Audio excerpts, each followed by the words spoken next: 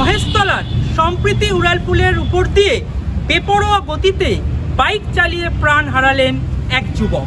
Police সূত্রে জানা গিয়েছে, শনিবার বাইক নিয়ে দ্রুত গতিতে জিঞ্জিরা বাজারের দিক থেকে বাটানগরের দিকে সম্প্রীতি ফ্লাইওভারের উপর দিয়ে যাচ্ছিলেন।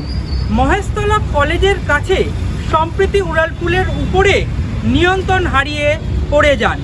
তড়িঘড়ি খবর পেয়ে ঘটনাস্থলে এসে পৌঁছায় মহেশতলা থানার পুলিশ ও ট্রাফিক গার্ডের আধিকারিকরা।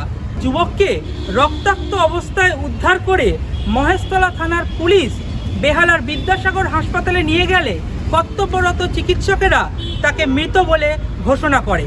জানা গিয়েছে, মৃত বাইক চালক মহেশতলার হালদার পাড়ার বছর 18 আদির হালদার। আর এই মুহূর্তে আমি দাঁড়িয়ে রয়েছি মহেশতলা থানার সামনে। আমি একটু গাড়ির ছবিটা দেখাতে বলবো। দেখতে পাচ্ছি একেবারে যে আদিলের যে গাড়ি দেখতে পাচ্ছি ইতিমধ্যেই, সেই ছবি দেখাচ্ছি ইতিমধ্যেই। এই গাড়ি নিয়ে কিন্তু সম্প্রীতি ফ্লাইওভারের উপর কিন্তু দুর্ঘটনাটি ঘটে।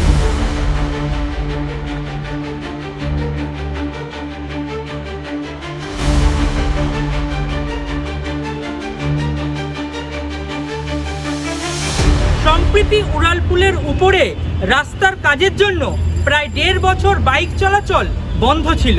তার আগে এই উড়ালপুলে নিরাপত্তা নিয়ে বারবারই প্রশ্ন উঠেছিল।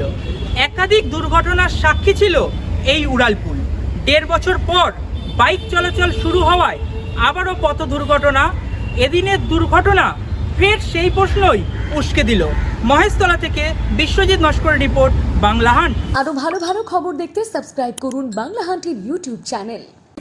বাংলা হান্টের আরো খবর দেখতে নজর রাখুন। বাংলা খবর মানেই বাংলা হান্ট।